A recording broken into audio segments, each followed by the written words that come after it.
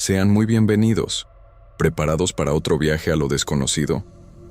Antes de comenzar, me encantaría saber desde qué lugar nos están viendo y qué hora marca en su reloj. Ahora, pónganse cómodos, colóquense sus audífonos y disfruten de otra noche de historias con Oberón que van a comenzar ya. Hola, mi nombre es Verónica. El amanecer en San Bernabé, en Monterrey, siempre tiene un sonido particular. Motores viejos calentándose, escobas raspando banquetas húmedas y el golpeteo lejano de los primeros camiones que se dirigen hacia el centro. Yo conocía bien ese ambiente porque comenzaba mi ruta escolar antes que la mayoría, cuando la luz todavía era pálida y el aire estaba cargado de ese frío que hace cerrar el cuello de la chamarra. Aquella rutina me había acompañado por años y me hacía sentir segura, como si nada inesperado pudiera colarse en esas primeras horas del día. Esa mañana, mientras avanzaba con el camión recién revisado, noté algo que no cuadraba con la escena habitual. En un terreno baldío, justo donde las ramas secas se amontonaban como si alguien las hubiera barrido hacia un rincón, estaban 3 niños parados en fila. Vestían ropa que parecía de otra época, camisas gruesas, calcetas alargadas y tejidos que ya no se ven en ningún uniforme moderno. Sus rostros eran serios, demasiado serios para la edad que aparentaban, y sus cuerpos quietos, sin el más mínimo gesto de impaciencia infantil. Seguí mi ruta con una incomodidad chiquita atorada en el estómago. Atribuí a simple curiosidad el hecho de que estuvieran ahí tan temprano. Sin embargo, al día siguiente, la escena se repitió. Mismo lugar, misma postura, la misma ropa que parecía haber salido de una fotografía descolorida. Y, otra vez, ningún movimiento, ningún intento de acercarse al camión. Solo su presencia, firme y silenciosa, mirando la calle como si esperaran algo que nunca llegaba. Con el paso de las mañanas, comencé a notar detalles que antes intentaba ignorar. Cuando me acercaba al punto donde estaban, un olor a tierra mojada invadía la cabina, aunque el suelo estaba seco y las últimas lluvias habían quedado atrás desde hacía tiempo. Ese olor se mezclaba con hojas secas que volaban en el aire, siempre muchas alrededor de sus pies, como si el viento solo soplara en ese pedazo de calle. Aunque intentaba mantener la cabeza fría, algo ahí me desestabilizaba. Una vez, un compañero mencionó que casi no había niños en ese tramo tan temprano y que tal vez estaba confundiendo con alumnos de una guardería más arriba. Esa explicación debería haberme tranquilizado, pero solo aumentó mi inquietud. Lo que yo veía no parecía ningún niño yendo a ningún lugar. A lo largo de 3 días, los 3 permanecían exactamente iguales, pero yo no. Cada vez que pasaba junto a ellos, sentía el corazón latir más fuerte y las manos apretar el volante con fuerza, como si ese simple encuentro estuviera afectando mi cabeza. En ciertas mañanas, parecía que sus ojos me seguían incluso cuando evitaba mirarlos. En otras, juraba que uno de los niños respiraba hondo, pero su pecho no se movía. El momento en que todo cambió ocurrió sin aviso. Yo daba la vuelta en la esquina esperando encontrarlos en la posición de siempre, pero el espacio estaba vacío. El silencio que sentí fue casi un alivio. Pensé que tal vez eran hijos de alguien que se había mudado o que finalmente habían encontrado otro camino. Pero bastó avanzar unos metros para que el alivio se transformara en el peor nudo en el pecho que había sentido en mi vida. Ahí estaban ellos, más cerca de la calle, mucho más cerca, los 3 alineados, inmóviles, como si hubieran decidido disminuir la distancia entre nosotros sin que yo lo notara. El olor a tierra húmeda entró al camión tan fuerte que mi respiración se volvió corta. Las hojas secas se movían alrededor de ellos, pero ninguna brisa tocaba el resto de la calle. Una sensación casi infantil de querer cerrar los ojos y fingir que nada pasaba se apoderó de mí, pero yo seguía manejando, aferrada a la rutina porque, en ese momento, era lo único que me mantenía concentrada. Terminé la ruta de ese día tratando de buscar una explicación lógica, pero cuanto más pensaba, más claro quedaba que no había ninguna lógica. Yo veía eso, solo yo, y por alguna razón que todavía no entendía, esos 3 niños parecían estar acercándose a mí, un poco más cada amanecer. La semana siguiente comenzó con un peso extraño en el cuerpo, como si hubiera dormido con alguien sentado sobre el pecho. No sabía si era por el cansancio o por la tensión que me provocaban esos niños, pero cada mañana se me hacía más difícil agarrar las llaves del camión sin sentir un pequeño temblor en las manos. La ruta era la misma de siempre, pero el ambiente había cambiado por completo. Algo me seguía, aun cuando no veía a nadie. Cuando volví a doblar hacia el baldío, me preparé mentalmente para encontrarlos ahí. Ya no me engañaba pensando que podrían desaparecer, pero ese día no estaban exactamente en el punto habitual. Estaban un poco más adelante, cerca de la esquina, en un lugar donde nunca los había visto antes. La luz tenue de la mañana pegaba en sus rostros, y por un momento tuve la sensación de que estaban más pálidos que antes, casi grisáceos.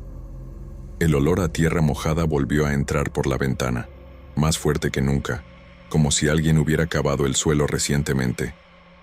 Seguí avanzando intentando no dejar ver mi miedo, pero dentro de mí había algo desmoronándose. Empecé a preguntarme si no estaría teniendo algún tipo de alucinación por el cansancio.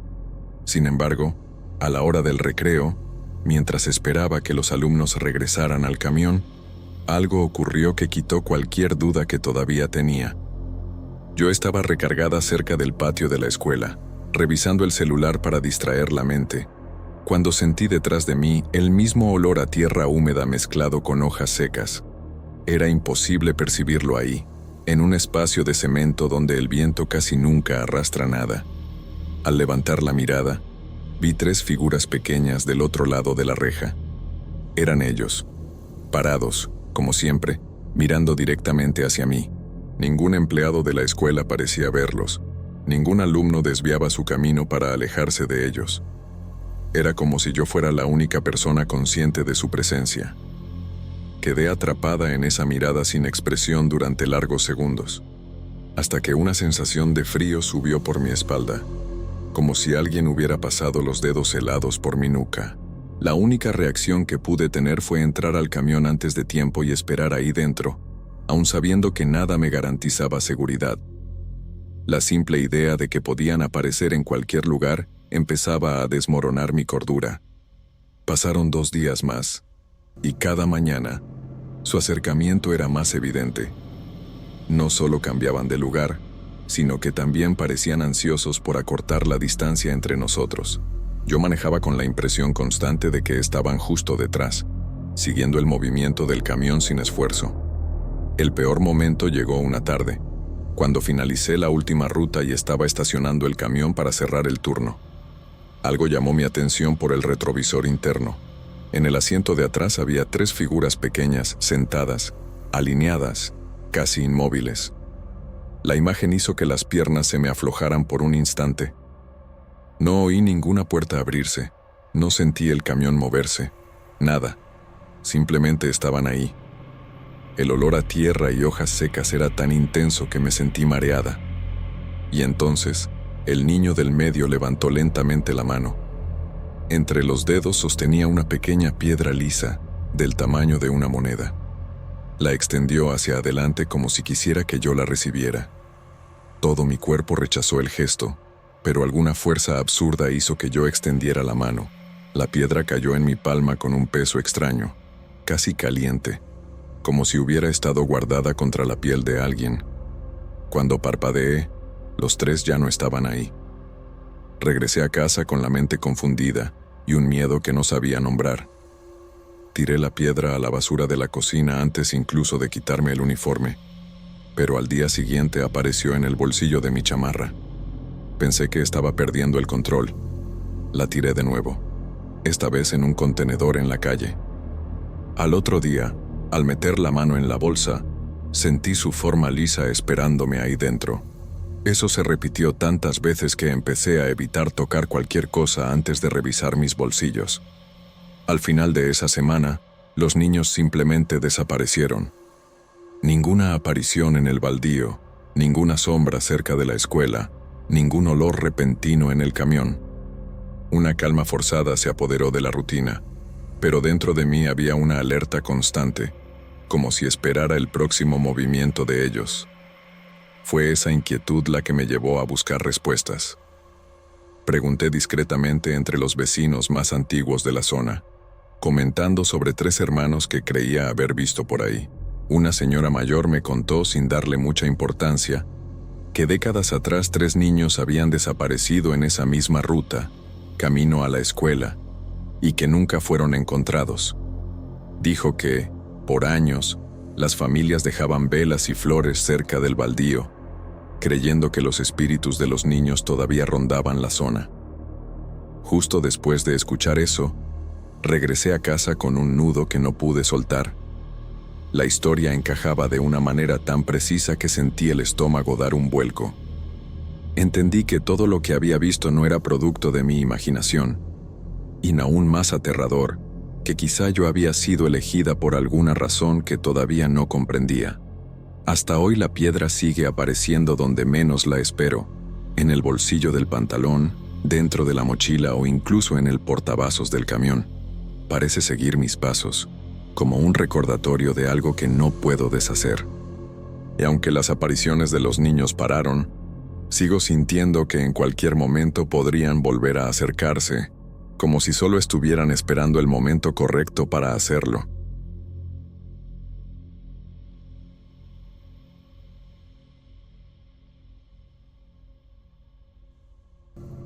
Me llamo Mauricio. A veces uno cree que ya entendió todo sobre su oficio. Llevo más de 30 años trabajando la madera, oliéndola, lijándola, escuchando cómo se comporta con el calor seco de Monterrey. Por eso, cuando me mudé a la nueva oficina hace 6 meses, pensé que nada podría sorprenderme. El lugar era un galpón viejo adaptado, con paredes de madera bastante gastadas pero bien ensambladas. Me pareció perfecto para empezar de nuevo después de perder mi taller anterior por el aumento del alquiler. En ese momento, lo único que quería era un sitio donde pudiera seguir trabajando solo, con mis herramientas, mi radio y mi ritmo de siempre. Mi rutina ahí se volvió parte de una especie de refugio. Llegaba temprano, preparaba un café bien cargado y encendía el ventilador grande que apenas movía el aire caliente. El olor de la madera se mezclaba con el polvo fino que siempre queda suspendido, y por más que barriera 2 veces al día, nunca desaparecía del todo. A mí no me molestaba, al contrario, era una sensación conocida, casi tranquilizadora. A veces Jefferson pasaba antes de sus entregas, me comentaba cómo le había ido la noche anterior y luego salía volando con el casco en la mano. Él nunca se ha interesado por la carpintería, pero siempre ha tenido esa manera de observar el taller como si fuera otro mundo.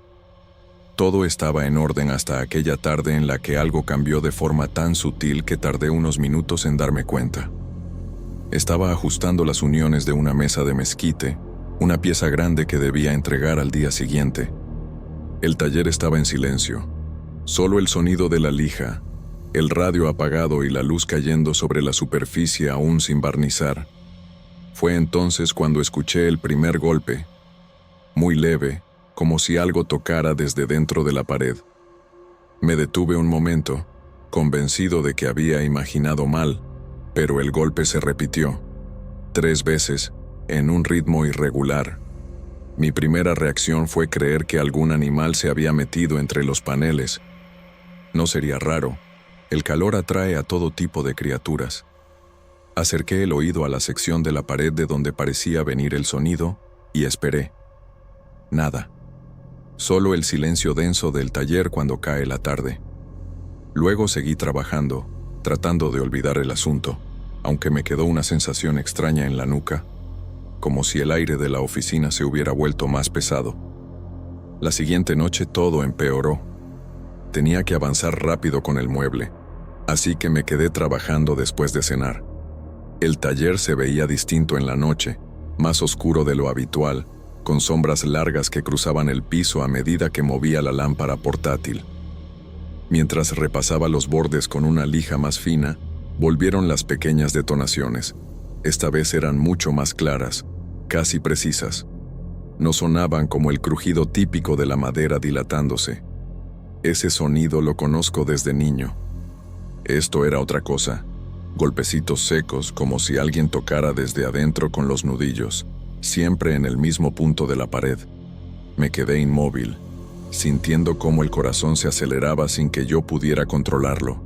Era absurdo, me repetía. Tenía que haber una explicación lógica. Respiré hondo, me acerqué y toqué la superficie con la mano. La madera estaba tibia por el calor del día, nada más. Sin embargo, mientras apoyaba la palma, sentí un leve temblor, tan sutil que pensé que podría estar imaginándolo. Me retiré rápido, tratando de convencerme de que solo estaba cansado. Durante los días siguientes, el sonido regresó siempre a la misma hora, como si supiera exactamente en qué momento empezaba a quedarme solo en el taller. Una tarde incluso, salté del susto cuando escuché un golpe más fuerte, tan brusco que hizo vibrar la herramienta sobre la mesa. Ese día Jefferson me preguntó, sin mucho rodeo, si estaba bien porque me había notado distraído. Le dije que solo estaba estresado por el trabajo. Me vio con esa cara que pone cuando quiere insistir, pero no lo hizo. Salió a hacer sus entregas y me quedé pensando si de verdad estaba perdiendo la cabeza. Lo que más me inquietaba era que el ruido no tenía un patrón natural. A veces era un golpe, otras 2, otras 3. No era el ritmo de un animal tratando de escapar, tampoco el sonido de tuberías o del viento. Era como si algo respondiera a mis movimientos. Si dejaba de lijar, el sonido se detenía. Si retomaba, volvía al poco tiempo. Cada día se volvía más difícil ignorarlo. La noche que terminó de convencerme de que algo no iba bien, llegó sin que yo la buscara. Tenía que terminar el barnizado de un mueble grande y sabía que, si lo posponía un día más, no cumpliría la fecha de entrega. El taller estaba en completo silencio, más callado de lo normal. Ni siquiera el ventilador hacía ruido. Se había descompuesto esa misma tarde. Mientras aplicaba la primera capa de barniz, escuché de nuevo las batidas. Pero esta vez no eran como antes. Sonaban más cerca, más profundas, casi sincronizadas con la presión de mi brocha sobre la madera. Sentí que la lija que había dejado sobre el banco cayó al piso justo cuando otro golpe resonó desde la pared, como si el sonido hubiera querido imitar el movimiento. Ese pequeño detalle me descompuso por completo. Me quedé un buen rato sin moverme, con el barniz escurriendo por la punta de la brocha. La sensación de estar siendo observado desde algún punto dentro de esas paredes viejas fue tan fuerte que me costó trabajo recuperar el control de mis manos. En ese momento entendí que ya no podía seguir haciéndome el ciego. Fuera lo que estaba ahí dentro, no era normal, y tampoco parecía querer que yo lo ignorara. Terminé esa noche sin mirar otra vez hacia la pared. Solo quería salir del taller, respirar aire fresco y recordarme que sigo siendo un hombre cuerdo. Pero mientras apagaba las luces, tuve la impresión de que el silencio se había vuelto demasiado perfecto, como si alguien estuviera esperando a que me fuera para seguir haciendo lo suyo. Y ahí entendí que esto apenas estaba empezando. No pasaron muchos días antes de que las cosas se salieran por completo de lo que yo podía considerar normal. Después de aquellas noches de golpes insistentes, empecé a notar que algunas piezas de madera terminaban en lugares diferentes de donde las había dejado. Al principio pensé que era simple descuido mío. A mis 52 años ya no tengo los reflejos de antes y, cuando estoy concentrado, puedo perder rastro de lo que muevo. Pero la explicación dejó de funcionar cuando empecé a encontrar tablones y herramientas en posiciones imposibles, como si alguien las hubiera levantado con cuidado y luego devuelto exactamente al sitio donde yo no las habría puesto jamás. Una mañana llegué al taller y vi que faltaba un listón de pino que había dejado sobre el banco de trabajo la noche anterior. Lo busqué por todas partes, revisé bajo las mesas, detrás de la sierra, incluso en el pequeño cuarto donde guardo los barnices. Nada. Me fui resignando a que seguramente lo había usado sin darme cuenta. Pero cuando volví de comer, el listón estaba nuevamente sobre el banco, cubierto de un polvo fino que no correspondía a ninguna de las maderas que yo había trabajado ese día. Lo examiné con cuidado y descubrí unos surcos delgados, como si alguien hubiera intentado escribir con uñas o con algo igual de frágil. Es difícil describir lo que sentí en ese momento. No era miedo puro, sino una especie de reconocimiento incómodo, como si todo lo que había tratado de ignorar estuviera por fin admitiendo que existía. Pasé el dedo por los surcos y noté que no eran cortes profundos, sino marcas hechas con insistencia, una y otra vez, como si detrás de ellas hubiera desesperación. Intenté convencerme de que tal vez Jefferson había entrado sin avisar y había movido cosas, aunque sabía perfectamente que él jamás tocaría una sola pieza de madera sin pedirme permiso. Esa misma noche, tuve un sueño que me dejó sudando frío. Me vi dentro del mismo taller, pero sin luz, apenas iluminado por la claridad tenue que entraba desde la calle. En el sueño escuchaba golpes, los mismos que llevaba días oyendo, pero mucho más fuertes, más urgentes. Me acercaba a la pared y al tocarla, sentía que algo se movía adentro, como si alguien estuviera respirando detrás del panel. En el sueño veía una silueta atrapada dentro de una especie de estructura de madera, golpeando desde adentro, pidiendo que lo dejara salir. Lo más desesperante era la sensación de que ese hombre sabía mi nombre, que reconocía quién era yo sin que yo pudiera verlo claramente. Desperté con el corazón acelerado y me tomó varios minutos convencerme de que solo había sido un sueño. Pero lo que me inquietó de verdad fue la sensación profunda de que no era la primera vez que ese hombre se aparecía en mis pensamientos, como si hubiera estado ahí, rondando en la periferia de mi memoria desde hacía semanas, esperando el momento de hacerse notar. Al día siguiente decidí hacer algo que llevaba tiempo posponiendo. Tomé mis herramientas y me acerqué a la pared de donde provenían los golpes. No quería abrirla, pero algo dentro de mí sentía que, si no lo hacía, la situación se descontrolaría aún más.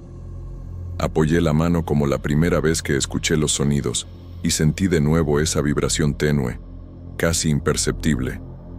No sé si fue miedo, cansancio o simple resignación, pero terminé retirando los clavos y levantando el panel. Lo que encontré detrás me dejó helado. No había ningún animal, ni restos de madera podrida, ni señales de humedad. Lo único que había eran marcas profundas, largas, irregulares, como si manos humanas hubieran intentado arañar la madera por dentro. Algunas eran tan recientes que aún soltaban pequeñas astillas al tocarlas. En ese instante sentí un nudo en el estómago, una mezcla de angustia y repulsión. Era imposible que alguien hubiera estado ahí adentro, pero las marcas estaban vivas, frescas, demasiado humanas como para ignorarlas. Volví a cerrar la pared con rapidez, tratando de no pensar demasiado. Esa noche apenas pude dormir. Cada vez que cerraba los ojos veía las marcas. Imaginaba los dedos enterrándose en la madera, la desesperación de alguien queriendo salir. Me repetí una y otra vez que tenía que mantener la calma, que no había ninguna explicación racional que me permitiera dormir tranquilo, así que tenía que aceptarlo como si fuera parte del deterioro del edificio. Pero la verdad es que ya no estaba tranquilo dentro de mi propio taller. La mañana siguiente fue el punto de quiebre. Había terminado un mueble grande la noche anterior, una cómoda de encino que debía entregar ese mismo día. La había dejado perfectamente lijada, barnizada y lista para cargarla en la camioneta. Cuando entré al taller, la encontré cubierta de marcas irregulares, idénticas a las que había visto detrás de la pared. Me acerqué con cautela, intentando entender cómo algo que yo había sellado con barniz podía haber sido arañado de esa forma. Y ahí, en el costado derecho del mueble, vi una frase marcada con tanta intención que me dejó paralizado. Decía, "Ahora es contigo". Sentí un escalofrío correrme desde la nuca hasta el estómago. No había forma de explicar aquello sin aceptar que el origen no era humano. Era como si algo hubiera decidido que yo era su siguiente objetivo. Me quedé de pie, inmóvil, viendo esas palabras que parecían escritas con rabia, con dolor, o tal vez con la necesidad de trasladar algo que yo no quería entender. Ese día entregué el mueble sin decir nada, aunque pasé horas tratando de limpiar y pulir las marcas para que nadie las notara. pero lo único en lo que podía pensar era que había cruzado un límite sin querer. Algo dentro de ese taller había intentado comunicarse conmigo, y ahora yo era parte de su intención. Desde entonces tomé una decisión firme: no volver a trabajar solo de noche. No importa cuántos pedidos tenga o qué tan atrasado vaya. Cuando anochece, cierro la oficina y me voy a casa. A veces, cuando estoy recogiendo mis cosas, escucho un golpecito sutil detrás de la misma pared, como si esa presencia quisiera recordarme que sigue ahí, esperando el momento en que vuelva a quedarme solo. Pero yo no pienso darle esa oportunidad, nunca más.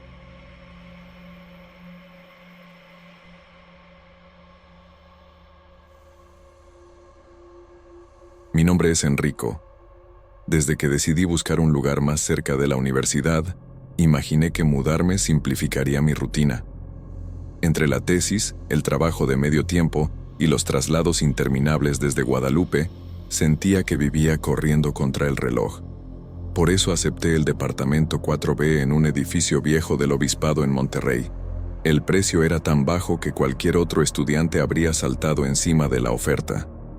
Yo también lo habría hecho, pero con una punzada de desconfianza que, en ese momento, ignoré por completo.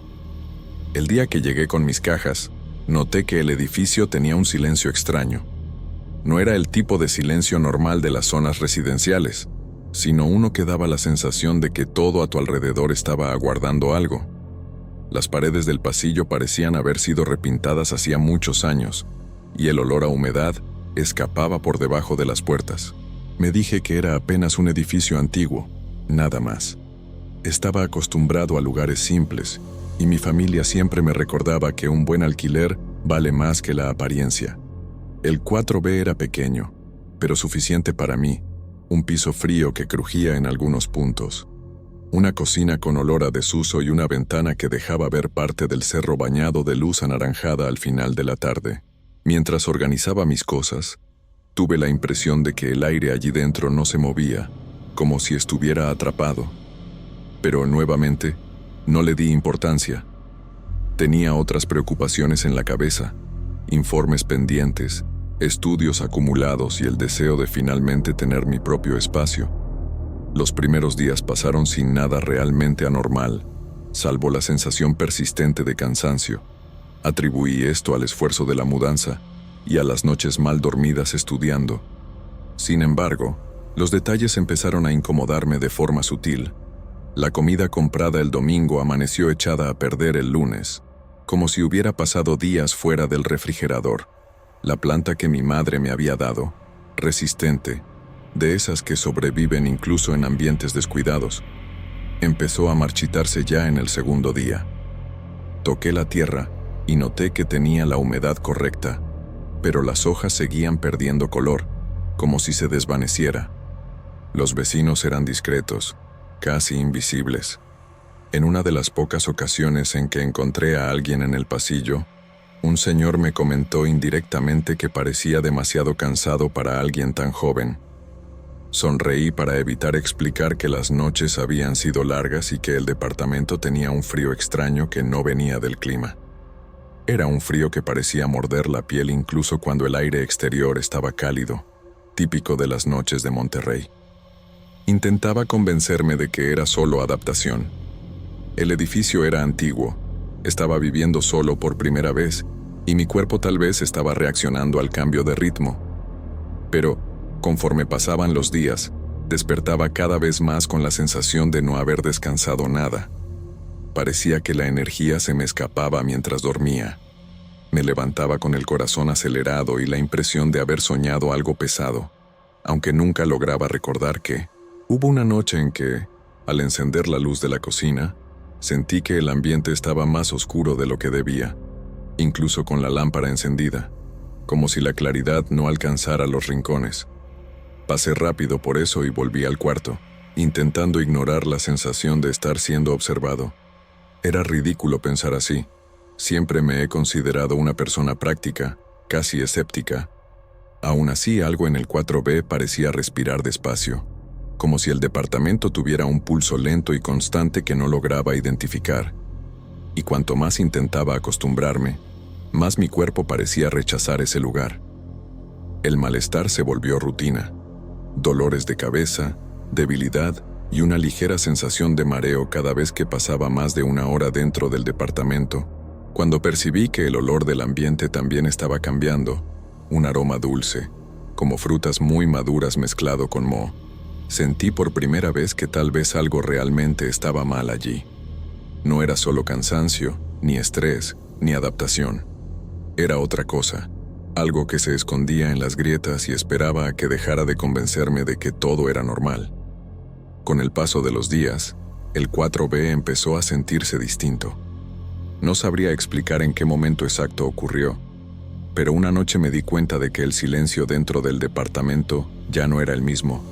Era más denso, como si algo respirara al otro lado de las paredes. Y, aunque trataba de mantenerme ocupado con proyectos y tareas de la universidad, cada noche se hacía más difícil ignorar esa sensación de que el lugar entero estaba atento a mis movimientos. Una madrugada escuché pasos en el pasillo interno del departamento. No eran pasos firmes. Sonaban arrastrados, lentos, como si alguien caminara descalzo sobre el piso frío. Me incorporé en la cama, intentando escuchar mejor, y me di cuenta de que el sonido venía de la dirección de la sala. Me quedé ahí quieto por unos segundos que se sintieron demasiado largos, hasta que el silencio volvió a ocuparlo todo. Me dije a mí mismo que era imaginación, que tal vez se trataba de algún vecino o del edificio crujiendo por lo antiguo que era. Pero en el fondo, sentí un nudo en el estómago que no pude ignorar. A partir de esa noche, empecé a ver sombras que se movían de forma sutil por las paredes. No tenían una forma definida, eran como manchas oscuras deslizándose despacio, justo en el límite de mi visión periférica. Cuando intentaba mirar directamente, desaparecían de inmediato, como si se escondieran a propósito. Lo más perturbador era que parecían acercarse cada vez más al área donde dormía. El olor dentro del 4B también empeoró.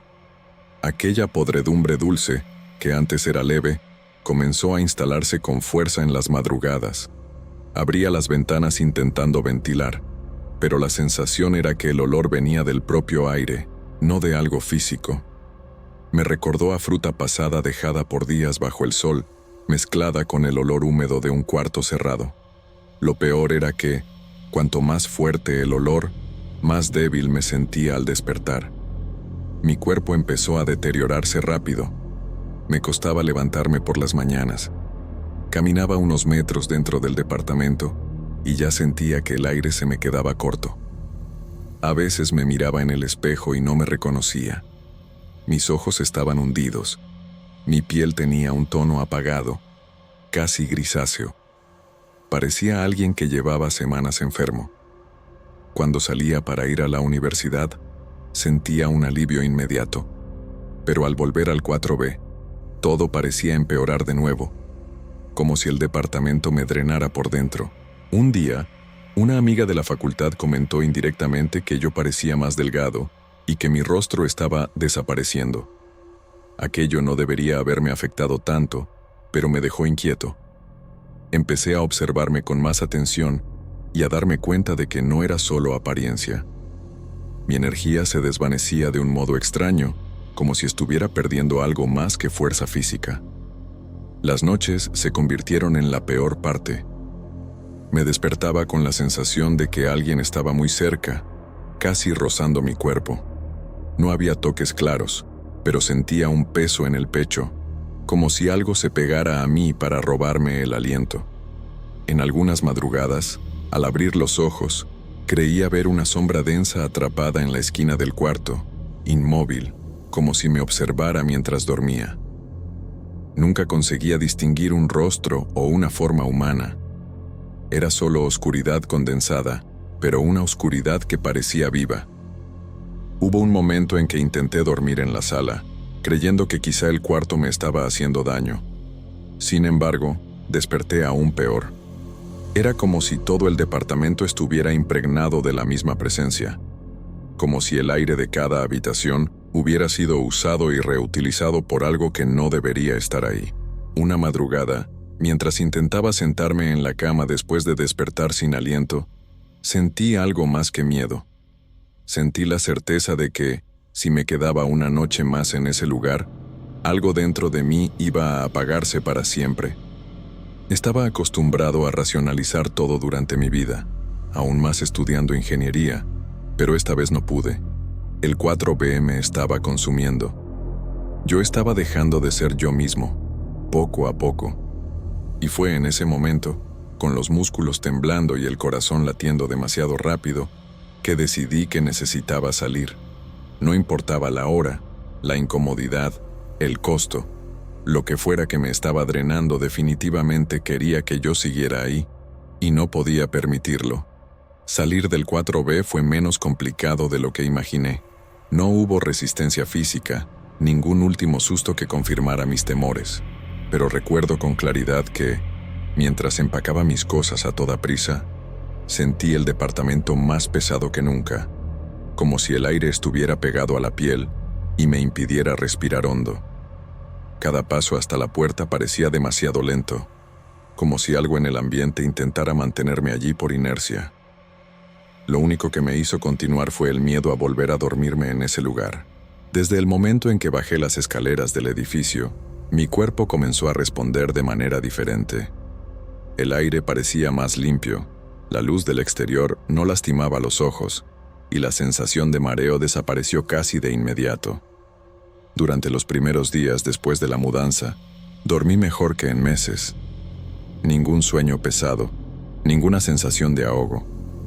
Incluso mi apetito volvió, como si hubiera salido de una enfermedad larga y silenciosa. La mejoría fue tan rápida que me sentí ridículo por haber soportado tanto tiempo en ese departamento. Me dediqué de nuevo a las clases, al trabajo y a las pequeñas rutinas que antes parecían imposibles. Cuando me encontré con algunos amigos, me dijeron que estaba diferente y que parecía haber recuperado el brillo en el rostro. Comentaron que, cuando vivía en el obispado, era visible cómo me apagaba poco a poco. Intenté explicar que el edificio me hacía daño, pero nadie entendía a qué me refería realmente. Y yo tampoco sabía cómo poner en palabras algo que, incluso para mí, sonaba absurdo. Con el paso de las semanas, comencé a creer que había exagerado todo en mi cabeza, que tal vez era solo estrés, mala alimentación, ambiente cerrado. Quizá el departamento tenía alguna sustancia, moho, algo físico que yo no supiera identificar. Quería mucho creer en esa versión racional. Era más cómoda, más fácil de explicar para mí mismo. Y por un tiempo lo conseguí, hasta que, un mes después, recibí un mensaje inesperado. Era del nuevo inquilino del 4B, alguien que no conocía. Me pidió encontrarnos cerca del edificio, diciendo que necesitaba hablar conmigo sobre algo extraño que estaba pasando desde que se mudó. Al principio, pensé que sería sobre cuentas, correspondencia o algún detalle que yo hubiera dejado atrás. Acepté encontrarlo por cortesía, sin imaginar que esa conversación me haría revivir todo. Cuando nos vimos, noté que tenía la misma expresión cansada que yo tenía al final de mi estadía en el 4B. Sus ojos estaban hundidos, su piel parecía sin color. Explicó de manera vacilante que en las últimas noches se despertaba con una sensación extraña dentro del departamento, como si algo le arrancara el aliento mientras dormía. Relató que al principio fingió ignorarlo, pero que últimamente sentía pasos en el pasillo, exactamente como yo los había oído. También dijo que percibía sombras moviéndose y que, a veces, olía un aroma dulce y podrido proveniente del cuarto. Yo ya estaba estremecido al escuchar todo eso, pero lo que realmente me hizo perder el poco de calma que tenía fue lo que mencionó al final. Dijo que, durante una madrugada particularmente difícil, escuchó algo proveniente de la esquina de la sala. No era un sonido claro, pero tuvo la impresión de que lo llamaban por su nombre. Sin embargo, el nombre que reconoció no era el suyo, era el mío. Escuchar eso me dejó con un peso en el pecho que no sentí ni siquiera cuando vivía allí. No sabía cómo reaccionar. Parte de mí quería creer que lo había entendido mal, que estaba sugestionado porque yo había vivido allí antes. Pero otra parte, aquella que recordaba las madrugadas sofocantes y las sombras pegadas a las paredes, sabía que no era coincidencia. Cuando él preguntó si había pasado por algo parecido, intenté explicar que el departamento me hacía sentir cansado y que tal vez había algo en el ambiente que no era saludable.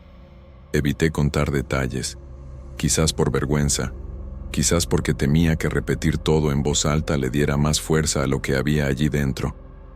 Me despedí rápido, con una sensación de urgencia que no pude controlar. Y, desde ese día, me prohibí volver al edificio. Cada vez que paso por el obispado, cambio de ruta. No importa la prisa, el tráfico o el camino, prefiero dar vueltas largas que cruzar esa calle. Hay noches en las que, aun después de haberme mudado, me despierto con una sensación leve de vacío en el pecho, como si algo hubiera intentado alcanzarme desde lejos. Me digo que es solo mi mente recordando lo que viví, pero hay momentos, pequeños, casi imperceptibles, en los que me pregunto si de verdad dejé todo atrás al salir del 4B, porque, aunque mi vida siguió adelante, hay algo que permanece dentro de mí desde aquella época, algo que no puedo explicar pero que siento cada vez que pienso en ese departamento. Y, por más que quiera convencerme de que exagero, la frase que el nuevo inquilino me contó sigue rondando mi cabeza. Esa cosa me llamaba, y si algo todavía llama, quizás sea porque nunca se fue de verdad.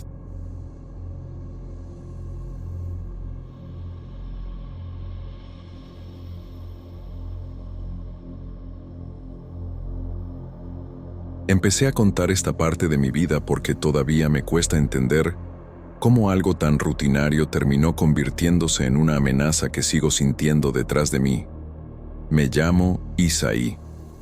Después de mis turnos en el call center, cuando ya no soportaba escuchar otra queja más, lo único que me daba un poco de paz eran las caminatas nocturnas en el Parque Fundidora. Era mi manera de quitarme de encima esa tensión que se quedaba atorada en el pecho después de tantas horas pegado a una computadora, intentando sonar amable, aunque por dentro quisiera desaparecer. Las noches en Fundidora siempre me han transmitido una mezcla extraña de calma y melancolía. El aire tibio que baja desde las avenidas cercanas trae ese olor entre árboles, asfalto y metal viejo que solo los que vivimos en Monterrey reconocemos al instante. Yo caminaba por costumbre, siguiendo casi siempre la misma vuelta alrededor del lago, con la luz amarillenta de los postes marcando el camino. Aunque hubiera gente entrenando, familias paseando o parejas discutiendo en voz baja, el parque tenía ese silencio natural que a mí me ayudaba a recuperar un poco la cabeza. Fue en una de esas primeras noches que noté al hombre sentado en un banco cerca del lago de las olas. No estaba haciendo nada, ni viendo el celular, ni tomando algo, ni descansando como un corredor cansado. Estaba ahí, sentado derecho, con las manos sobre las piernas, inclinado apenas hacia adelante, como si estuviera escuchando algo muy importante. Al principio pensé que era solo otra persona que venía a despejarse como yo, pero lo que realmente me llamó la atención fue que nunca se movía, ni cuando pasaban ciclistas ruidosos, ni cuando alguien se acercaba hablando de problemas de trabajo o de chismes familiares. Parecía absorber cada palabra sin reaccionar.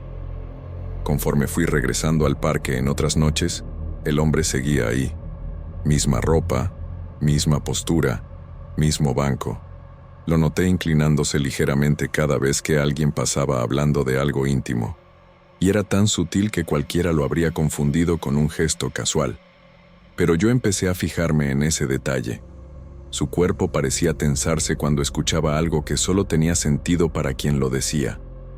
Una mujer que iba discutiendo con alguien por teléfono se detuvo en seco, como si hubiera sentido que alguien repetía su queja, y volteó hacia el banco. No había nadie mirando en su dirección, nadie excepto él. Yo mismo intentaba convencerme de que solo estaba cansado del trabajo, de que mi mente estaba exagerando cosas normales. Pero la imagen de ese hombre, tan atento a las palabras ajenas, empezó a quedarse conmigo incluso después de llegar a casa. Había algo en la manera en que escuchaba, como si cada secreto que pasaba cerca de él fuera una especie de alimento. y aunque no quería admitirlo, comencé a sentir que su presencia no era una coincidencia inocente del parque, sino el inicio de algo que yo todavía no sabía nombrar. Fue esa sensación, una mezcla de curiosidad y un temor que todavía no entendía, la que marcó el fin de mis caminatas tranquilas. A partir de ahí, Fundidora dejó de ser solo un espacio para aliviar la cabeza y empezó a mostrarme que algo, o alguien, estaba prestando demasiada atención a mí. Desde la noche en que empecé a sentir que ese hombre no estaba ahí por casualidad, mis caminatas ya no se sentían igual. Yo trataba de seguir con mi rutina, convenciéndome de que exageraba, de que quizás solo era un señor solitario que encontraba consuelo escuchando el ruido del parque. Pero esa explicación empezó a romperse cuando lo vi fuera del lugar donde siempre estaba. Una tarde salí del trabajo más tarde de lo normal, con la cabeza pesada de tantas llamadas y reclamos, y decidí caminar solo un rato por la macroplaza antes de volver a casa. Mientras cruzaba el área frente al Museo de Historia Mexicana, sentí que alguien me observaba con una insistencia incómoda.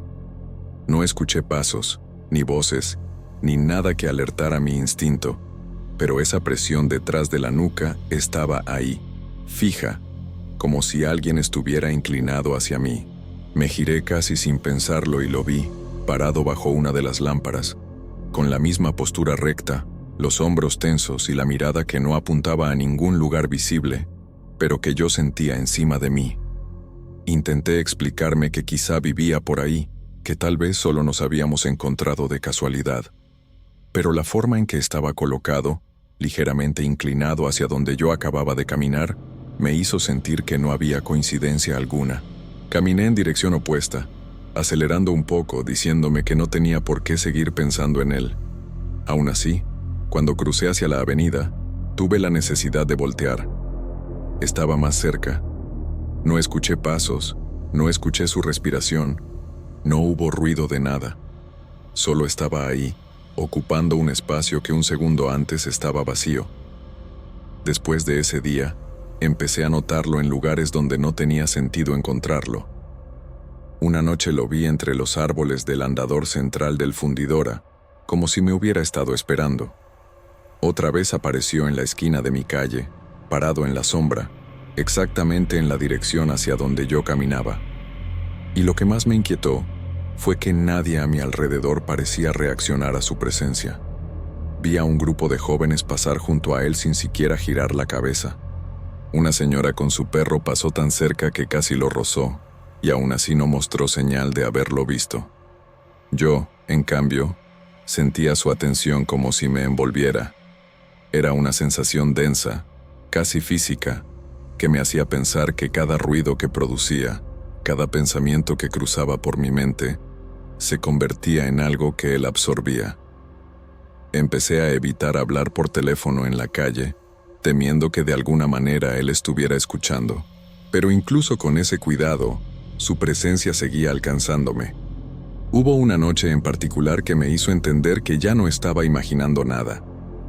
Caminaba por el sendero que conecta la zona de las chimeneas con el lago, cuando de pronto me quedé completamente solo. No porque no hubiera gente, sino porque los sonidos del parque desaparecieron durante unos segundos, como si alguien hubiera bajado el volumen del mundo. En ese silencio imposible, sentí a mis espaldas el mismo peso de siempre, esa escucha intensa, casi voraz, como si él estuviera recogiendo cada mínima duda o miedo que pasara por mi mente. No quise voltear. Tenía la certeza de que lo vería demasiado cerca. Y algo dentro de mí entendió que no iba a dejar de seguirme, que lo que fuera que él buscaba tenía que ver conmigo, con lo que yo callaba, con lo que guardaba solo para mí, y que, por alguna razón que todavía no comprendía, yo era ahora su interés principal. El momento en que todo dejó de ser solo una presencia inquietante, ocurrió una noche en la que me sentía especialmente vulnerable. Había tenido un día terrible en el call center. 2 clientes se desquitaron conmigo de una forma que todavía me quemaba en el pecho, y una supervisora me hizo sentir incompetente frente a todos. Salí del trabajo con esa mezcla de vergüenza, cansancio y rabia que uno no sabe dónde guardar. Justo por eso llamé a un amigo mientras caminaba rumbo a casa, pensando que hablarlo en voz baja me ayudaría a sacar un poco del peso. Le conté lo que realmente me tenía atormentado desde hacía meses, ese miedo profundo que nunca había dicho en voz alta. Le expliqué que, a veces, me despertaba con la sensación de que olvidaba partes importantes de mi vida, como si algo dentro de mí se estuviera vaciando poco a poco. Le dije que temía que un día despertaría sin recordar quién era antes, y que ese pensamiento me perseguía más que cualquier problema del trabajo. Mi amigo trató de tranquilizarme, diciéndome que era estrés, que necesitaba descansar, pero yo sabía que era algo más. Mientras hablaba, sentía las palabras salir como si liberara algo escondido muy lejos dentro de mí. Colgué cuando llegué a casa y me convencí de que solo necesitaba dormir. Pero al día siguiente, al salir rumbo al parque, sentí una inquietud diferente. Algo me decía que él iba a estar ahí. Ese presentimiento me apretaba el estómago, pero aún así caminé hacia Fundidora, como si necesitara confirmar un miedo que ya era inevitable. Lo vi antes de llegar al lago, parado entre los árboles, ligeramente inclinado hacia mí. Su postura tenía algo casi expectante, como si hubiera estado aguardando justo ese momento. El aire a su alrededor se sintió más pesado, como cuando uno está a punto de escuchar una noticia que no quiere oír. Él no se movía, pero transmitía una presencia tan intensa que cada paso que daba hacia adelante parecía una decisión equivocada. Cuando quedé a unos metros, escuché algo que me hizo detenerme en seco. Era mi voz, exactamente mi voz. Era como si estuviera repitiendo lo que había confesado la noche anterior. Mi miedo de olvidar partes de mí mismo, mi inseguridad de que mi mente se estuviera desprendiendo de memorias esenciales. Lo decía con ese temblor en la voz que yo había tratado de ocultar. Lo decía tal cual lo había dicho yo. Sentí un frío recorrerme desde la nuca hasta los brazos. No estaba imaginando nada. No era eco, no era delirio. Era él, diciendo mis palabras, robándolas, apropiándose de algo que yo nunca debía haber dejado salir en voz alta. Lo peor fue que movía la boca sin que el sonido pareciera salir de ella. Era como si las palabras brotaran desde un lugar vacío, desde un hueco detrás de él, y aún así, escuchaba mi tono, mi respiración, mi forma exacta de temer. No pude acercarme más. Tampoco pude huir. Me quedé ahí paralizado, sintiendo como si mi propio secreto estuviera siendo arrancado de mi interior. Él inclinó un poco la cabeza, como si analizara algo que acabara de probar. No se veía satisfecho, pero tampoco parecía haber terminado. Ese fue el momento en que entendí que no buscaba solo escuchar. Buscaba adueñarse de algo, y que ahora ya había tomado la primera parte de mí. A partir de ese instante, el miedo dejó de ser una sensación interna y se volvió un hecho real. Lo que yo decía, lo que yo sentía, ya no me pertenecía del todo. Él lo había escuchado primero, y se lo había llevado. Desde la madrugada en que escuché mi propia voz saliendo de él, algo dentro de mí comenzó a deteriorarse de una forma que no supe detener. Caminaba con una sensación de vacío, como si mis pensamientos ya no fueran tan míos, como si cada recuerdo tuviera un borde borroso que antes no estaba ahí. Aún así, necesitaba enfrentarlo. No quería seguir sintiendo que me desvanecía en silencio mientras él seguía merodeando por mi vida, absorbiendo lo que yo callaba, lo que confesaba, lo que me hacía ser quien era. Regresé al Fundidora en una noche particularmente pesada, esas en que las nubes se juntan sobre Monterrey sin decidirse a llover. Caminé directo hacia la zona donde más lo veía, con el corazón acelerado y las manos frías, como si mi cuerpo entendiera mejor que yo lo que estaba por suceder. No tardé en sentir su presencia. No apareció de golpe, simplemente estaba ahí, unos metros adelante, como si hubiera estado esperándome desde antes de que yo siquiera saliera de casa. Su figura se distinguía entre la penumbra y la luz de los postes. Al principio parecía igual que siempre, inmóvil, inclinado hacia adelante, atento. Pero cuando di un paso más, pude ver algo que no había notado tan claramente antes: su sonrisa. Era una expresión leve, casi amable, pero cargada de una intención imposible de confundir. Y lo que más me estremeció fue la forma de sus dientes. Demasiado largos, demasiado finos, como agujas alargadas que no correspondían a ningún ser humano. Intenté hablarle, exigirle una respuesta, o al menos gritarle que me dejara en paz, pero ninguna palabra salió. Lo único que podía hacer era observarlo mientras avanzaba hacia mí.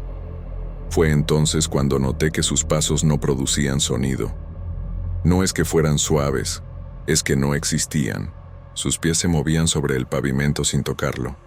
Flotaban unos centímetros por encima, como si imitara la forma humana sin comprenderla del todo. Una ráfaga de viento cruzó el parque, arrastrando hojas secas. En ese instante empezó a caer una llovizna fina, casi imperceptible. Me mojó la camisa de inmediato, pero él permaneció exactamente igual, seco, intacto, como si la lluvia resbalara a través de un espacio donde su cuerpo debería estar. Ni una sola gota lo tocaba. La luz del poste detrás de él dejaba ver su silueta con claridad, pero no proyectaba sombra sobre el suelo.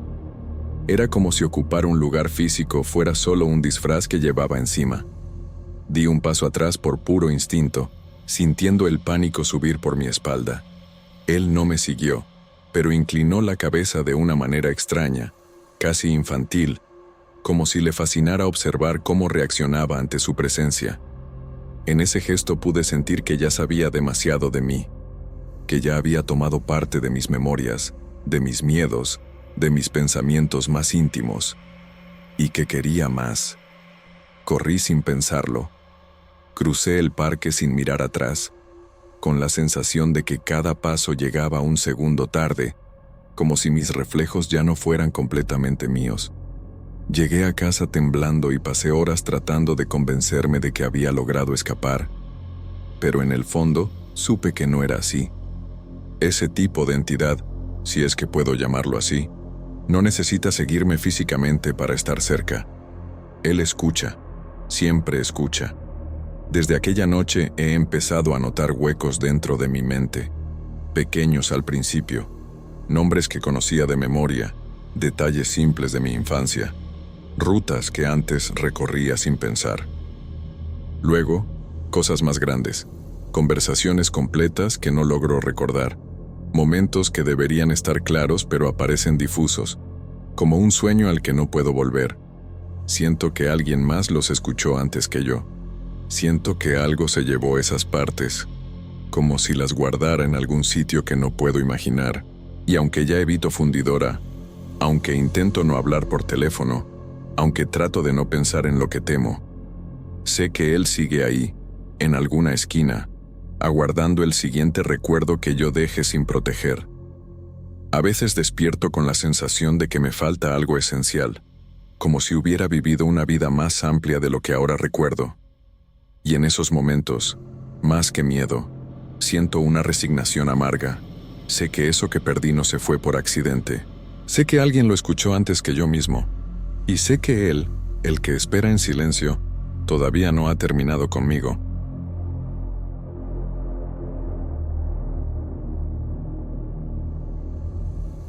Mi nombre es Eustacio. Soy ingeniero civil aquí en Monterrey, un hombre práctico y muy ocupado con el trabajo. Pero no estoy casado, así que todo el tiempo libre es solamente mío. Tal vez por eso mi familia me eligió para esta tarea. El mensaje de mi papá me llegó mientras revisaba unos planos en la oficina, y su tono me dejó una sensación de urgencia que no supe acomodar en el estómago. Habló de mi abuela Ernestina como si se le estuviera escapando entre los dedos, y fue imposible seguir concentrado después de eso. Terminé pidiendo permiso. Compré un vuelo y, antes de que oscureciera ese mismo día, ya estaba viendo desde la ventanilla cómo el Cerro de las Mitras marcaba su silueta sobre Monterrey. Igual que cuando era niño, regresar a la casa donde crecí siempre me produce cierta incomodidad, como si pisara un tiempo detenido que exige comportarse de cierta manera. Mi papá me recibió con ese gesto cansado que había aprendido a esconder durante años. Me dijo, de forma indirecta, que mi abuela había pasado los últimos días entre momentos de lucidez y un cansancio profundo que no dejaba explicar del todo. Yo esperaba encontrar a la misma mujer dura y alerta que me enseñó a respetar los cerros y a no burlarme de cosas que no entendía, pero lo que vi fue otra cosa, una figura frágil envuelta en su chincuete, apenas sosteniéndose sobre la cama. A pesar de su debilidad, seguía conservando esa testarudez que la caracterizaba. Mi papá me comentó, con cautela, que ella insistía en salir de madrugada hacia el pie del cerro, igual que cuando podía caminar sin ayuda. Lo decía como quien recuerda una costumbre vieja que es mejor no contradecir, porque forma parte de un acuerdo silencioso entre generaciones. Él sabía que yo veía esas cosas como supersticiones, pero también sabía que la salud de mi abuela había empeorado justo cuando dejó de hacer esos recorridos. No tardé en ver por mí mismo esa determinación. Esa misma noche, antes de que diera la 1 de la mañana, mi abuela empezó a prepararse. Vi cómo tomaba su canasto de mimbre, metía pequeñas porciones de comida envueltas en hojas y guardaba un pañuelo con objetos que no alcancé a reconocer. No tenía fuerza para mantenerse en pie, pero aún así se acomodó frente a la puerta como si esperara a que yo la acompañara. Mi papá me dijo, sin pedírmelo directamente, que la acompañara aunque fuera solo por esa vez, porque cada intento de detenerla había terminado con ella más débil y desorientada. Conduje por las calles casi vacías de Mitra Sur, y me sorprendió lo silencioso que estaba el barrio a esa hora. El viento frío bajaba del cerro con ese olor a tierra seca que siempre recuerdo de mis veranos en la infancia. Mi abuela iba en el asiento trasero, respirando con dificultad, pero manteniendo la mirada fija en la silueta oscura de las rocas.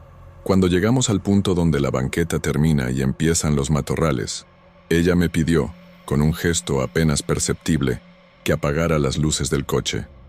Luego abrió el canasto y empezó a colocar las ofrendas en ciertas piedras, como si cada una tuviera un propósito exacto.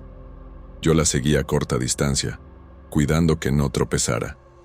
Sentí una mezcla de pena, confusión y un extraño respeto al verla murmurar oraciones que no eran las que conocía de la iglesia. Sonaban más viejas, más íntimas.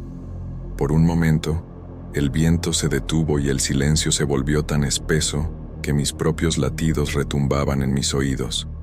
Noté que mi abuela levantaba la vista hacia un punto en la ladera, como esperando algo.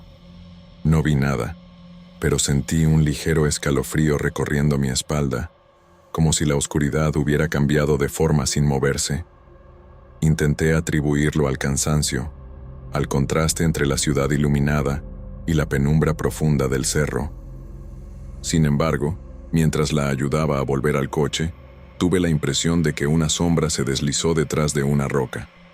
Era rápido, delgado, demasiado alto para ser un perro. Me repetí que seguramente era una cabra montesa, de esas que bajan a veces buscando comida. Mi abuela regresó al asiento sin decir palabra, aunque su expresión mostraba algo parecido a alivio.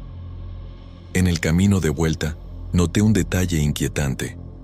Su respiración era más estable, como si aquella caminata absurda la hubiera fortalecido de repente. Esa noche me costó dormir. No fue por lo que vi, o creí ver, sino por la sensación persistente de que mi presencia allí había sido notada por algo más que mi abuela, algo en el cerro que no parecía del todo ajeno a ella. La idea me pareció ridícula, pero el desasosiego no me dejó en paz, y apenas era la primera madrugada. El segundo día comenzó igual que el primero, con mi abuela luchando contra su propio cuerpo para cumplir una rutina que para mí no tenía sentido.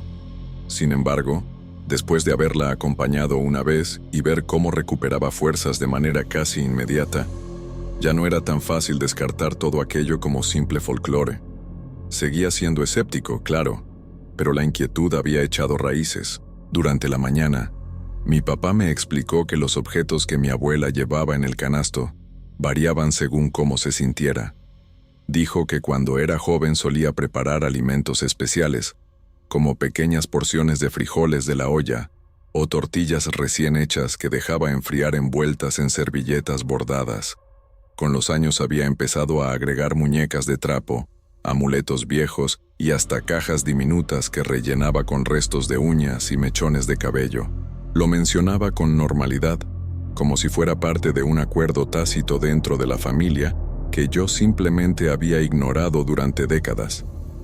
Pasé gran parte del día pensando en eso. Me costaba creer que valieran de algo, y al mismo tiempo no podía ignorar la fragilidad de mi abuela, ni el hecho de que esos rituales parecían darle un respiro temporal. Me debatía entre permitirle continuar y confrontar la irracionalidad de lo que estaba haciendo, aunque en el fondo sabía que, si intentaba interrumpirlo, solo provocaría que su salud se deteriorara más rápido. Cuando el cielo comenzó a oscurecer, ella volvió a prepararse, esta vez con más determinación. Noté que tomó 3 muñecas de trapo, envueltas en un rebozo viejo y una cajita de madera que conocía desde mi infancia. Yo mismo la había visto fabricar esa caja para guardar botones y agujas, y jamás hubiera imaginado que terminaría dentro de un ritual nocturno. No necesité preguntar qué había dentro. Reconocí esa clase de cajas porque las usábamos en las obras para recolectar fragmentos de materiales. La de mi abuela tenía peso, un peso extraño, irregular.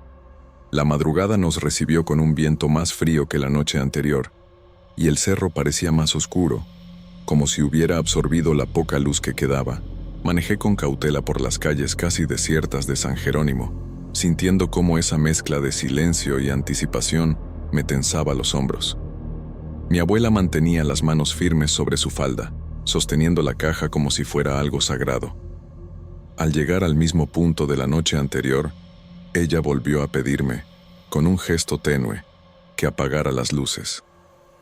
Esta vez no protesté. Me sorprendió ver cómo avanzaba con pasos más seguros que los del día anterior, aunque su respiración seguía pesada. Me mantuve detrás de ella, atento a cualquier tropiezo, mientras colocaba cada ofrenda en lugares específicos, como si siguiera un mapa que solo ella podía ver. Las muñecas las acomodó entre 2 piedras alineadas con una hendidura del cerro, que parecía una especie de boca abierta. La comida, en cambio, la dejó sobre una losa plana cubierta de polvo, y la caja la colocó justo al centro, como si fuera lo más importante de la noche. Después juntó las manos y se inclinó ligeramente, murmurando otra vez esas oraciones antiguas que no se parecían a nada que yo conociera.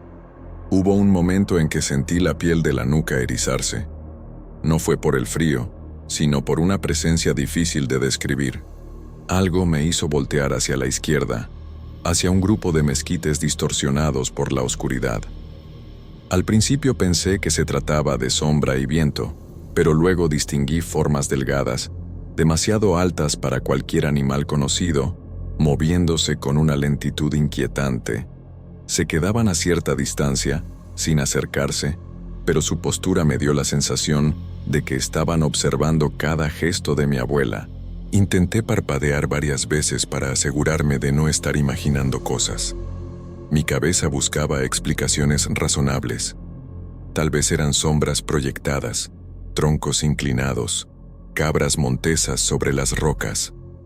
Pero había algo en la manera en que esas figuras parecían tensas, como esperando, que no coincidía con nada natural. Mi abuela, sin voltear, alzó una de sus manos en dirección a esas siluetas, como si reconociera su presencia. Le temblaba el brazo, pero aún así mantuvo la postura. Yo sentí un impulso casi infantil de correr hacia ella y alejarla, pero mi cuerpo se quedó inmóvil, como si una parte de mí supiera que intervenir no era una opción segura. Permanecimos allí varios minutos que se sintieron como una hora. Las figuras permanecieron quietas, apenas inclinándose cuando mi abuela terminó su oración y retrocedió. Fue solo entonces que su respiración comenzó a estabilizarse otra vez, como la noche anterior, pero esta vez con una claridad más notoria en su mirada. Mientras regresábamos al coche, tuve la certeza de que mi presencia era algo que aquellas cosas, o lo que fueran, ya habían notado. Sentí como si hubiera cruzado un límite invisible que, hasta esa noche, pertenecía únicamente a mi abuela. Cuando manejé de regreso, mis manos temblaban ligeramente sobre el volante. No quise admitirlo en voz alta, pero sabía que aquello no era simple superstición. Las sensaciones no mienten tan fácilmente, y la mía me gritaba que el cerro había respondido a la llegada de mi abuela, y también a la mía. Y aunque traté de convencerme de que todo tenía explicaciones lógicas, lo que vi entre los mezquites no encajaba en ninguna de ellas. Los días siguientes se volvieron una rutina silenciosa que ninguno de nosotros se atrevía a cuestionar. Mi abuela dormía casi todo el día. Despertaba solo para comer un poco y prepararse para la madrugada. Su energía se consumía como una vela vieja que se mantiene encendida únicamente porque alguien la protege del viento. Yo empezaba a sentir que la responsabilidad de esa llama recaía completamente sobre mis hombros. Intenté convencer a mi papá de que buscáramos otra opinión médica, aunque sabía que ya había llevado a mi abuela con varios doctores. Él me respondió de manera indirecta que nada de lo que le daban funcionaba, que cada vez que se intentaba suspender los rituales, su salud caía en picada, y que lo mejor era dejar que hiciera lo que necesitaba para mantenerse estable. Me incomodaba escucharlo decirlo así, como si el cerro realmente tuviera algún derecho sobre ella. La tercera madrugada fue la más difícil. Desde que salimos de la casa sentí un ambiente distinto, más denso, como si el aire tuviera un peso que no estaba allí antes.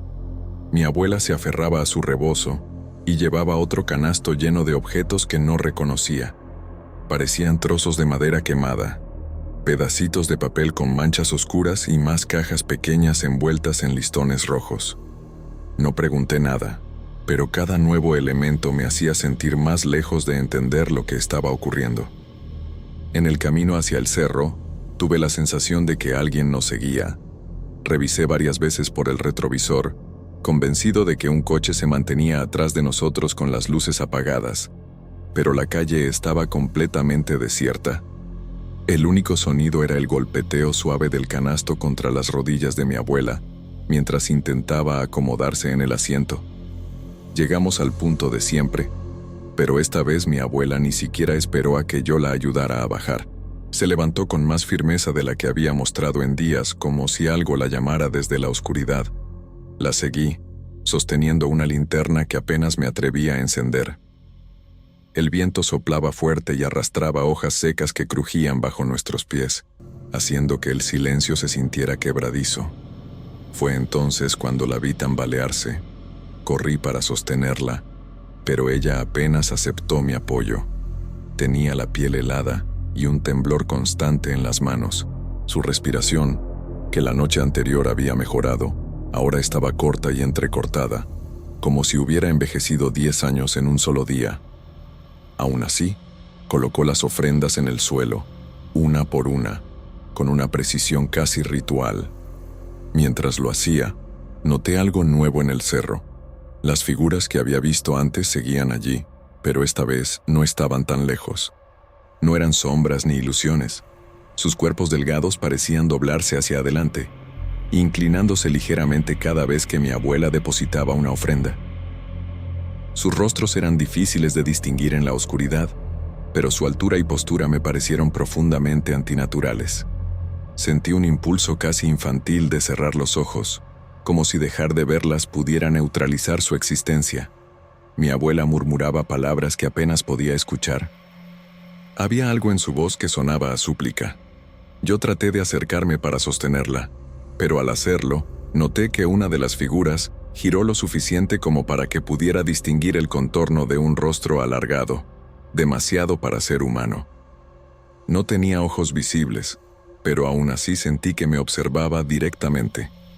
El impacto fue tan fuerte que tuve que retroceder un paso para no perder el equilibrio. En ese momento supe que no debía intervenir.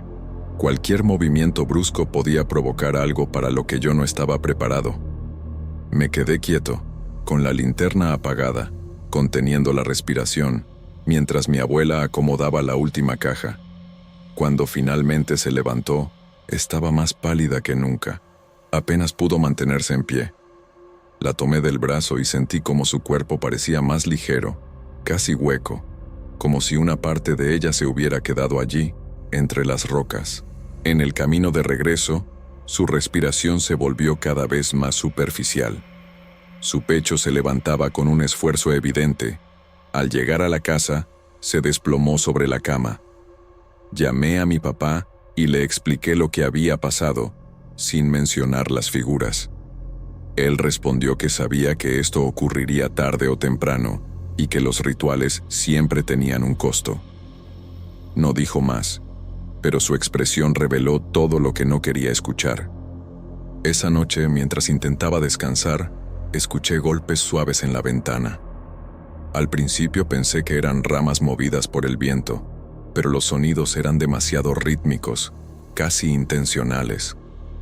Cuando por fin reuní valor para acercarme, vi algo que me heló los huesos, un rostro alargado, pegado al vidrio, observándome. No tenía ojos, pero el simple hecho de que estuviera ahí, tan cerca, me hizo retroceder de inmediato. Me quedé en la esquina del cuarto, temblando, seguro de que no era una alucinación ni un reflejo. Era una advertencia, una señal clara de que el cerro sabía quién era yo, y que mi presencia en los rituales ya no era accidental. Esa madrugada entendí que, de alguna manera, había sido incluido en algo que nunca pedí, y que, aunque quisiera escapar, esas criaturas ya conocían mi nombre. La noche en que mi abuela murió pesa en mi memoria como un bloque húmedo y frío. Yo estaba en el cuarto de al lado, intentando dormir, cuando escuché pasos rodeando la casa. Eran lentos, arrastrados, como si alguien caminara descalzo sobre tierra suave. El olor a tierra mojada empezó a filtrarse por debajo de la puerta de su cuarto. Un olor tan fuera de lugar en pleno Monterrey seco que mi cuerpo reaccionó antes que mi mente. Supe que algo había llegado, algo que ella había contenido durante años. Cuando entré al amanecer, ella ya no respiraba, parecía en paz, pero el cuarto conservaba aquella humedad imposible, como si hubiera un puñado de tierra recién removida escondido bajo la cama. La familia hizo lo que siempre se hace en momentos así: vecinos trayendo café caliente, pan dulce, veladoras, y ese silencio respetuoso que acompaña a los muertos en nuestra cultura. Cada quien intentaba ayudar a su modo, pero yo estaba lejos de cualquier consuelo. Sentía que la casa había perdido una columna, y que todo lo que sostenía estaba a punto de venirse abajo. Los rituales desaparecieron con ella. Nadie volvió a despertarse de madrugada, nadie preparó ofrendas, nadie caminó rumbo al Cerro de las Mitras. La presencia sofocante que rodeaba la casa se debilitó, pero nunca se fue por completo. Se quedó ahí, como un animal que perdió al dueño pero no el territorio. Cada noche, ese silencio pesado seguía rondando las esquinas, recordando que algo aún estaba en espera. Cuando me ofrecí a limpiar el cuarto de mi abuela, pensé que sería difícil por razones emocionales, pero no esperaba encontrar nada más que ropa y recuerdos. En la gaveta inferior del tocador, sin embargo, había un paquete de tela gruesa, amarrado con un cordón ennegrecido por el tiempo. Al abrirlo, sentí un escalofrío inmediato. Dentro había mechones de mi propio cabello, cortados hacía muchos años, seguramente de cuando yo era niño y pasaba temporadas largas en su casa. Junto a ellos encontré papeles casi deshechos, escritos con una tinta ya desvanecida, nombres de antepasados, fechas, pequeñas descripciones de protección y continuidad. En ese instante, entendí que nunca fui un espectador. Fui marcado desde niño, incluido en un pacto que jamás conocí, alimentado por rituales que no pretendían alejar por completo a esos seres, sino mantenerlos satisfechos para que no cobraran el precio total. Meses después, incapaz de ignorar la sensación de que algo seguía inconcluso, regresé solo al pie del Cerro de las Mitras. El viento seco golpeaba la cara, los senderos estaban vacíos y, a lo lejos, se escuchaba el rumor apagado de los carros que iban rumbo a García. Me detuve donde tantas veces había estado con ella y sentí que el lugar no estaba vacío. No era una figura, no era una sombra, sino una presencia nítida, consciente, como si algo entre las piedras hubiera levantado el rostro al percibir mi llegada. Fue ahí, en un silencio absoluto, que entendí lo que había quedado para mí. Con la muerte de mi abuela, alguien nuevo tenía que ocupar su lugar. Solo no sé si fui elegido, o si sencillamente me llegó la hora.